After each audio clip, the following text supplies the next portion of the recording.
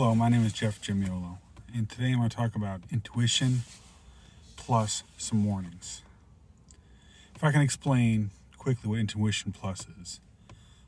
The last message I put out was regarding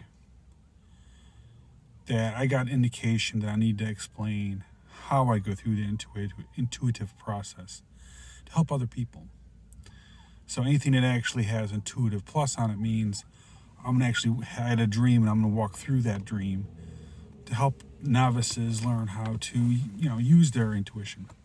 I've been using mine for years and it's kind of at this point just automatic and built in. So I'm trying to make it a little bit easier for other people to understand. Now, one thing you do have to understand is usually you get your intuition comes from the dream world. And unfortunately, there's an issue with privacy in your dreams in that your dreams aren't really private. Just like if you look at a tarot reading, those are really not private. So dark forces could also look at it also. Same thing with your dreams. They can definitely look into it. And they can affect your dreams. I've had people inject things into my dreams. Like I'm forced to have a dream that involved them. And it's like I know who they are per se, but I heard also messaging coming back to me that they got penalized for that because it's against universal law to actually break into someone's dreams, but it doesn't mean people don't do it. So they get penalized and get hurt by it. So your dreams are not private. And what's interesting about dreams is that it's really an interaction between, most of the time it's interaction between you and your spirit team. And it's, in a way, you can call it encoded. Because your spirit team knows you. So anyone who doesn't know you all that well would have a hard time decoding it. And that's why it's a little bit cryptic a little bit. So really a lot of elements in there are like, well, what does it mean to you? You can pick up a book that says, hey, here's the meaning of dreams. It doesn't necessarily, basically it's all they did is they polled a whole bunch of people and said, what does this mean to you? So yeah, that is correct. But to some people it doesn't. Example is, there's a lot of books define if you have dreams about a weapon or a rifle, say. You have a dream with you holding a rifle, it means you want to sexually assault someone, is what the books say. I'm like, really? Because I'm a soldier, so what does a rifle mean to me? It means security. It means I'm safe. I have a weapon. So it depends on what it means to you. But I just wanted to mention dreams, and I said they're not private. You can almost think that actually anyone could tap into them. It's the way you kind of look at it, it's kind of public. And you're kind of like on a, group chat maybe, where a lot of people are into your dreams. They just can't interpret them. Now, that brings up a different issue with your thinking. Not speaking, thinking. Your thinking, people can look in there too. There's spell work you can do to do that. And also, a lot of times, this doesn't sound unusual, but if you look at movies and when someone's thinking, you'll see a picture of them and then you'll hear a voice, but their mouth ain't moving. Imagine removing the person's face, putting a different person there, and now this person's talking. That's how another person hears you. So example is if the powers that be want to put something you're saying into someone else's head, they'll use your voice. I guess it's the best way to explain that. But you're not private there either. And there's a lot of people that are in your thinking, and they're supposed to be there. The Lord allows that because they have a role in your life, whether they be a protector or whatever it may be, or they just need information about a particular topic, but they need it for the right reason. So that's kind of how that one works. So your thinking is not really safe either. This is actually, this particular video, oddly enough, I actually made 2 videos yesterday and deleted them for the 2 dreams that I had, because I was very uncertain of why I should deliver this part, because I know these are private messages. I go, but I sat there and I go, well, these are private. You're not really supposed to disclose things that are private. So I kind of deleted them. And then yesterday, all day, I thought about it. And I go, well, the messages aren't private per se. I'm just not supposed to disclose anything. I go, but they're not really private. It's like almost like common knowledge. But I also thought, well, I do need to explain, how I got to that decision. So today I decided I'm actually going to roll both of those together into one. There actually was a third dream I'm not going to talk about because that involves timing. And I'm sure as heck not going to talk about timing at all in any of the dreams, because it does. I believe the dream does apply to me, and it has to do with timing, and I don't want anything screwed up. So just remember, everyone has enemies. But as far as today goes, I got two dreams. The first dream, we'll call it the alcohol dream. I was looked to be outside. I was at a park bench, a brown one, a wooden one, sitting on it. I had a beer in my hand. I just finished a beer, and I was getting up, and I walked off. It was in color. Then the next quote scene, okay, I was sitting at what appeared to be a table, a small table, but it appeared to be maybe indoors. And it had like a pattern on the tabletop, almost like either it's a table cover, or it's like back in the day, Wendy's would actually put newspaper and put plastic on top so you would have, something to look at, something like that. So it could even been a bar for all I know. And basically a voice comes up to me and says, hey, yeah, we're going to go out and have us a couple of drinks. Do you want to go? And then immediately the dream stopped. Okay, what the heck is that? So, my first instinct is, it's a dream. And at this point, it appears to be a warning dream. Like, it looks like there's a warning in here about something because it looks like it stopped. But let's look at, friend or foe. And friend or foe is really, where's the origin of this dream coming from? Is it coming from someone who's my friend or my enemy? The devil's your enemy. People who throw things into your brain isn't your enemy. I don't know. If it's usually a warning, it's a warning. It's usually pretty good. It's a friend. Just saying. In this case, actually, the more I analyzed it, but I'll get to that in a minute. So we identified, okay, it may, the best I can come up with is neutral, so I'm going to go with it's a friend who's sending me this. It's a friendly force, probably my spirit team. Let's look at the facts of this. I was sitting on a brown bench, which appeared to be almost like a park. I was drinking a beer. It was a brown bottle, so I'm assuming it was a beer. I finished it and I left. Okay?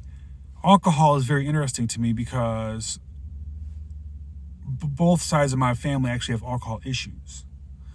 So, hence the reason why it strikes me as interesting, this kind of curse has been broken already, so let's go see what's going on.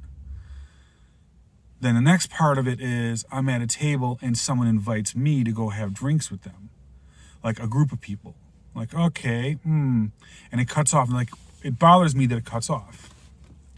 Well, why does it bother me when I cut off? I said, I have no real feeling over this other than smells like a warning to me, in the feeling department. I go, so it got cut off because I'm not supposed to do it. It's okay, so I could drink in public, and when I'm defining public, I mean, let's just say in public, because it was in a park. Now, what's interesting is I was not in my house drinking.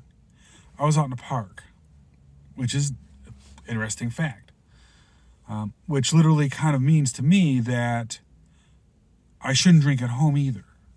It should be a very occasional thing. It shouldn't be it should be like a more spur of the moment kind of thing, more than a deliberate thing. Because in the past, I've drank at home and drank a 12-pack at home. Then pass out and then start the day again. That's what I've done before. So it's we don't want to go back into that pattern, but at the same time, it's You also don't know if someone, made poisoned your stuff or anything like that. So there's a little bit of paranoia in there somewhere. So the logic is okay, well, it's more along the lines of when you decide to get a cup of coffee and you have a craving for a cup of coffee and your brain says, no, stop here and get a cup of coffee. You don't know why.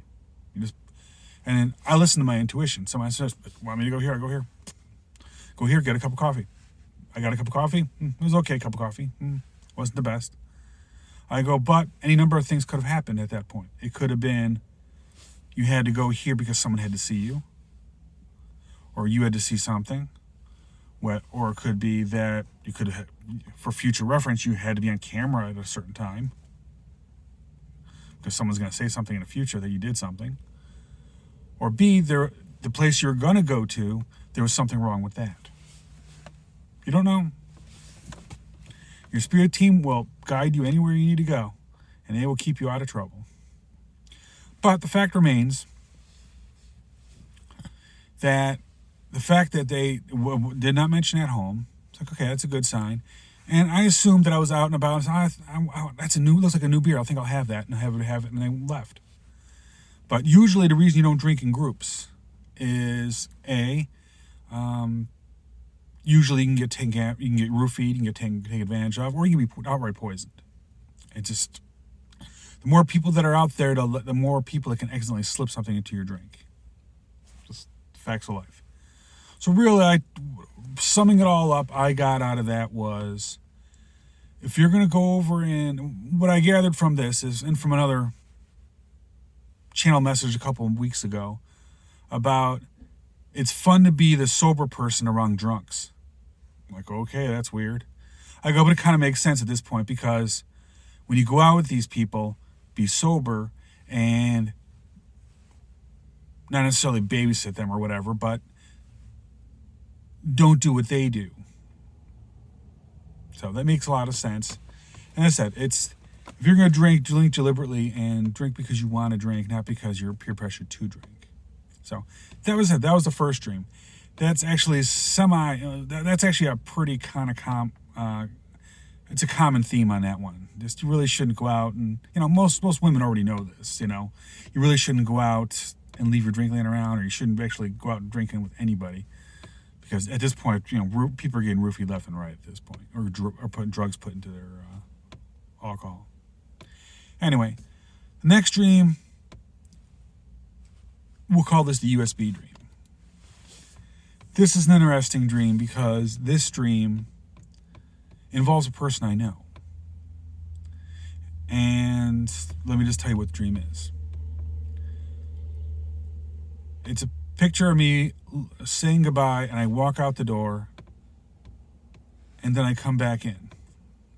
And as I come back in, I see an ex that I dated. She had made an apparatus out of wood, like dowels, with a string with a USB on it, and swinging it like it's going to go hit the electrical outlet, like it's going to destroy it. I said, "What? You trying to destroy my work?" I said, "Just please leave." And then boom, the dream stopped. It's like, what the heck is that? Well, we're back to the recognition fires. Yep, that was a dream. Yeah, that seems to be a warning. As I said, I thought about it, and I go, I'm going to, even though that's a private message, I'm going to actually identify it out. Friend or foe is probably a friend, because you look at it as a warning dream. Now, the facts of it is a USB, and I immediately said it was my work, which would imply that someone had access to my work. It also implied that, I immediately knew that the USB was my work. So and it was not, I was said, so I know that was that. Now, what I didn't get is why there was this apparatus. I scratch my head. I'm like, I go, because you think about it, I go, well, if your ex wanted to destroy your stuff, just take the USB and just shove it in the outlet herself, satisfaction. But she didn't. She had to build this apparatus to cover it up. And then it occurred to me, it's like, oh, she would be covertly destroying my stuff. And I take the whole message actually to be, my ex wants to come back into my life to dismantle my stuff, to put roadblocks and finish me off, so to speak. Think of it that way. But that's a pretty generic message. But that's what it means to me. I don't want her back in my life. That's the cold, blunt facts of life. I've come to the conclusion that I only want new people in my life. Throughout my life, I've always been one to, once I lose trust with a person, I don't really get it back. I don't readily give it back. So for the most part, you screw me, you're done. You would never be trusted again, because at this point, it's like you totally violated trust completely. So therefore, a new person is easier. And most people actually who know me know that. Hence the reason I kind of send new people my way, to screw my stuff up. I go, but I'm being actually a little more cautious. But really, that dream really does says that when someone wants to mess with you, you really should just tell them to leave. Just please go. It's a pretty straightforward dream, maybe. I said I did not get the apparatus at first because that was kind of weird. I said, but the dream, it's what does a USB mean to me? And a USB means to me my work. You have to remember that your spirit team is talking to you. So your spirit team has had a couple lifetimes with you, so it kind of knows how you think. And they use objects that you would know about. It's not like I put music on the USBs. No, it's usually work. But as I said, that was just to help some people out with intuition. The whole goal of this actually is for them to learn how to use their intuition more and to start trusting it. Because when you start trusting your intuition, interesting things happen. You get inspired easier. You actually get more creative, oddly enough. Once you start getting rid of this mentality of, I need to please people, I need to go out, and I become more authentic. When you become more authentic, you get more creative, oddly enough. That's why artists are highly creative as long as they don't people please. They have their process. So as actors, they have their process. I go, but once they do that, and once you start people pleasing, you got a problem. Because now you're catering to everybody. So literally, you get more authentic. You get, usually get more intuitive.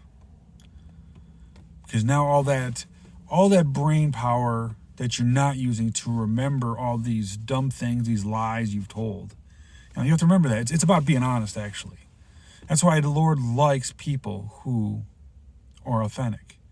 Because they don't have to lie. It's like, I'll just tell you what it is. It's just, if you think about it realistically, an authentic person is an honest person.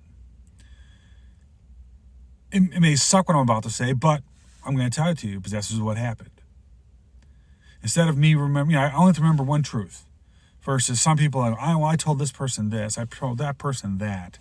So now I got 2 and 3 and 4. Oh, and this other person I'm about to meet, and I like this person, so I want to tell him a different one, or I'm going to tell him, which one am I going to tell him? I'm going to tell him a totally different one. Different spin on all this. So now you got these 4 lies going when that's an awful lot of memory power to remember something that's a lie. I just have to remember the truth. I move on. So those 3 slots that were used by these lies, my brain can reuse them for something else. So it reuses them to do other things with it. You can kind of almost, think of it like AI. You're providing more parameters into it, so you're going to get better answers. But as I said, I don't like to use the word AI, but my intent, as I said, was to help people with intuition. So that's what I was told I should be doing. I said, I'm fortunate that I've been doing it so long, it's kind of automatic. And that's a good thing, that's a bad thing. It's a good thing for me, it's bad for you. So, and from what I gathered, very few people actually use their intuition. And the fact that very few people use it actually is what causes a lot of problems. Because everyone looks for other people for advice when in reality you should be looking for God for advice and for your spirit team. Your spirit team's job is actually to guide you. And your spirit team is your guardian angels, which are by your side every time. They kind of report back. Your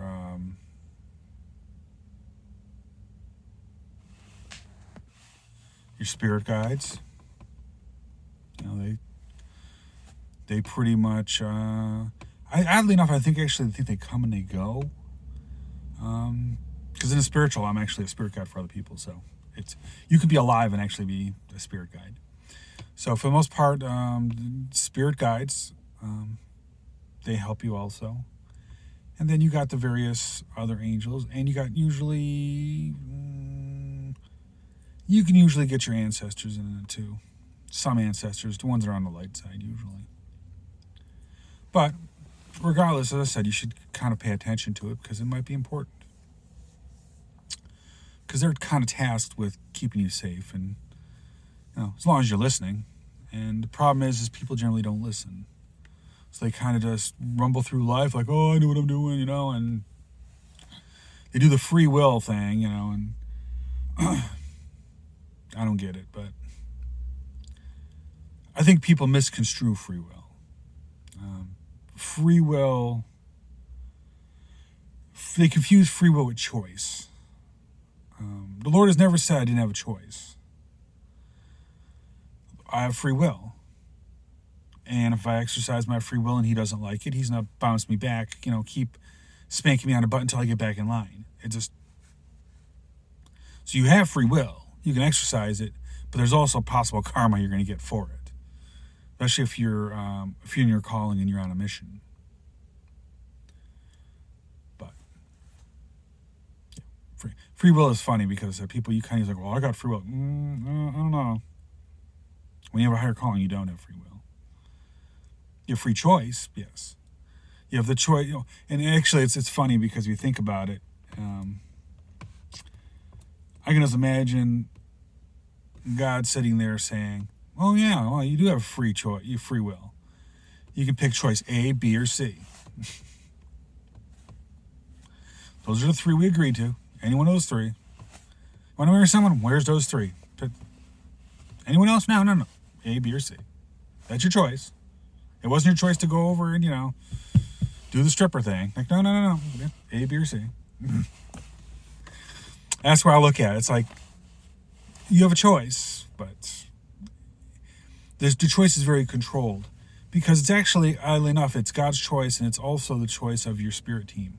And mostly your ancestors, too. And they did a lot of work to hook up, different plans, A, B, and C, D, E, and F, hook these people up to and bring them to your awareness, so to speak. They're the ones that are actually arranged the meetings for you to meet these people. But people kind of forget that. Anyway, I digressed a lot off of that, but I'd like to thank you for listening, and I hope this helps. As I said, I hope, and just remember that your intuition is actually, it's kind of like a muscle, so you got to kind of keep working it.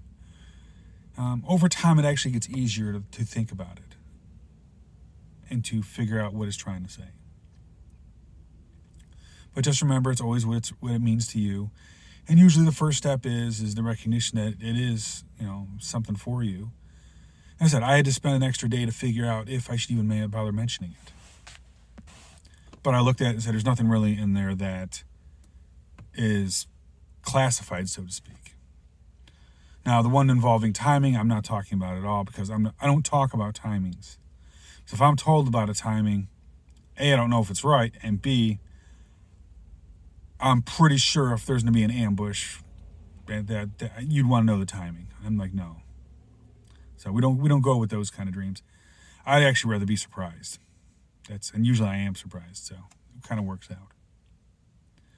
But thank you for listening. I hope you have a great day.